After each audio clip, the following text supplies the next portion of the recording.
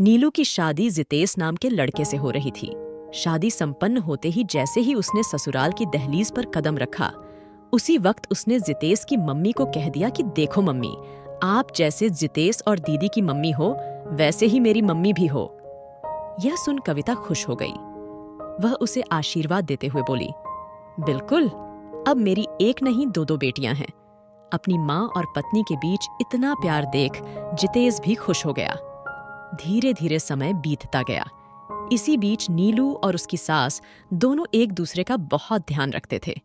इस वजह से घर का वातावरण भी बहुत खुशहाल भरा हो गया था। सब सही चल रहा था कि तभी एक दिन नीलू की भाभी रिया उससे मिलने आई। साधारण बातचीत के दौरान उन्होंने बताया कि कुछ दिन इसी शहर में रहने का विचार है। तो नीलू और उसकी सास ने कहा, अब हमारे घर आ ही गई हो तो कुछ दिन यहीं रुक जाओ, थोड़े दिन बाद चली जाना। काफी अनुरोध के बाद नीलू की भाभी रुक गई, लेकिन उसकी भाभी को नीलू और उसकी सास का प्यार हजम नहीं हुआ। थोड़े ही दिनों में नकारात्मक विचारों से ओत-प्रोत रिया ने नीलू के कान भरने शुरू कर दिए। वह बोली, तुम नौकरी करती हो, फिर भी तुम्हारे सास तुमको बहकाकर घर का काम भी करवा लेती है, और तो और तुम्हें उनकी हर बात माननी पड़ती है। यह सुन नीलू बोली, अरे नहीं भाभी, आपको गलतफहमी हुई है। मेरी सासू माँ तो बहुत अच्छी है, वह मेरा बहुत ध्यान रखती हैं और साथ ही मेरे काम करते वक्त मेरी मदद भी करती हैं। बिल्कुल बेटी जैसा प्यार करती हैं मुझे। तभी भाभी बोली, देखो, मेरा काम था तुम्हें समझाना, और वैसे भी तुम्हें तो यह पता ही होगा कि सास कभी माँ नहीं बन सकती। अरे नहीं भाभी, ऐसा कुछ नहीं है। नीलू ने ऐसा कह तो दिया और उसके मन में शक का बीज पनपने लगा। दूसरे दिन से नीलू ने अपना तौर तरीका बदल लिया। अब वह घर आते ही चाय पीती और फिर अपने कमरे में जाकर मोबाइल देखती। शाम को खाने के समय ही बाहर निकलती। खा पीकर फिर भाभी के साथ कमरे में चली जाती। यह देख जितेश और जितेश की मम्मी को लगा कि उसकी भाभी आई हुई है, इसीलिए ऐसा व्यवहार कर रही है। लेकिन उसकी भाभी के जाने के बाद भी नीलू का व्यवहार वैसा का वैसा ही रहा। वह ऑफिस से आते ही आवाज लगाती, मम्मी पानी लाओ ना। लता जी पानी लेकर आती तो फिर वह कहती, मम्मी थोड़ी सी कॉफी बना दो। लता जी कॉफी बनाकर लाती तो फिर नीलू कहती, मम्मी आज कढ़ाई पनीर बनाना मुझे बहुत पसंद है। नीलू जो कुछ करने को कहती, लता जी बिना कुछ कहे करती जाती। लेकिन कहीं न कहीं उन्हें भी नीलू के अंदर आए इस बदलाव से परेशानी हो रही थी। एक दिन लता जी ने जितेश को कहा, बेटा नीलू थोड़ा सा भी काम नहीं करती है, सब कुछ मुझे ही करना पड़ता है। अब मेरी भी उम्र हो गई है, इतना काम इन बूढ़ी हड्डियों से अब तो नहीं होगा, और कल तो हद ही हो गई।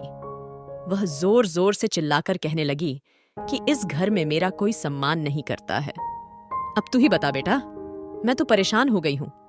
इतना ध्यान तो मैं मेरे बच्चों का भी नहीं रखती थी। तभी राकेश जी बोले, देखो, जब घर का बच्चा गलत रास्ते पर चलता है तो उसे सही रास्ता दिखाना भी हमारा ही कर्तव्य है। वैसे भी बहू सिर्फ सम्मान ही तो चाहती है, तो दे दो से सम्मान।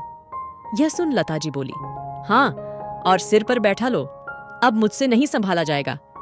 तब तो राकेश जी बोले, देखो, अब जमाना बदल गया है, इसलिए जमाने के हिसाब से चलो। आज से जैसे ही बहू सुबह उठेगी, हम सब पहले खड़े होकर उसे गुड मॉर्निंग करेंगे। अगर कोई छोटा सा काम भी कर देगी तो सबको उसी वक्त उसका धन्यवाद देना है। उसके ऑफिस से आते ही हम सबको खड़े होना है।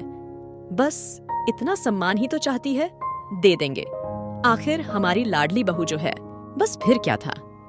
जैसे ही नीलू सुबह कमरे से बाहर निकली, मम्मी जी और पापा जी ने गुड मॉर्निंग करके अभिवादन किया।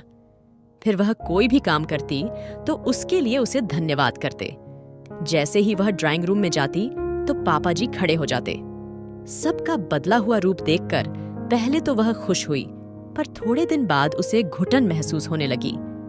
एक रात नीलू ने जितेश से कहा, यह आजकल मम्मी जी और पापा जी मेरे बाहर निकलते ही गुड मॉर्निंग करते हैं, उसमें तो कोई दिक्कत नहीं, लेकिन खड़े होकर अभिवादन क्यों करते हैं?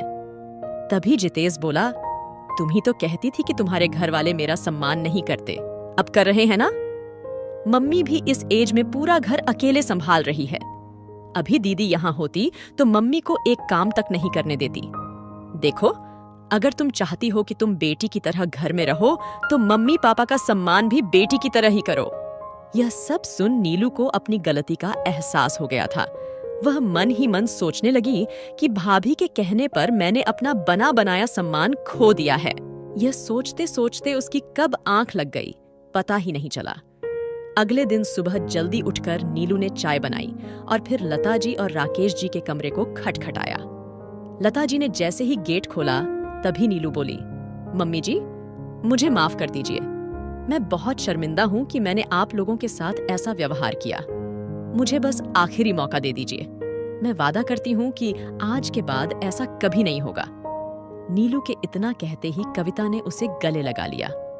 आज नीलू के बदले व्यवहार ने घर में एक बार फिर खुशियों के रंग बिखेर दिए थे। दोस्तों, इस वीडियो को लेकर आपकी क्या राय है? नीचे कमेंट करके जरूर बताइएगा और इसी तरह की इंस्पिरेशनल वीडियो देखने के लिए हमारे पेज को लाइक एवं फॉलो जरूर करें। धन्यवाद।